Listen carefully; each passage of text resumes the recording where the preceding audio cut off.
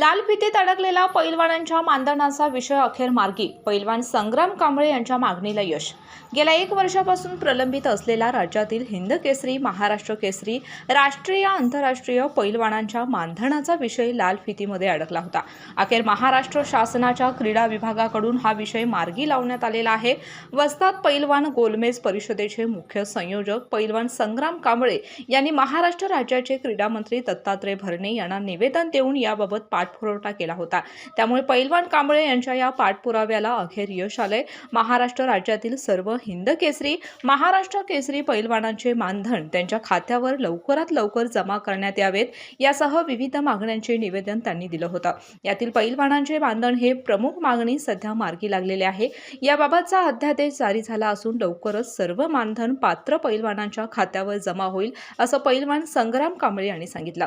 या निमित्ताने कोल्हापूर जिल्हा क्रीडा अधिकारी श्रीमती निलिमा अडसूळ यांचा सत्कार पैलवानांनी केला आहे.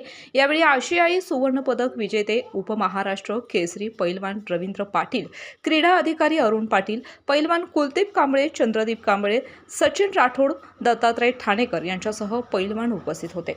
आ आ आई येस ब ब बदक क क कणीदार, आ ख ख खमंग,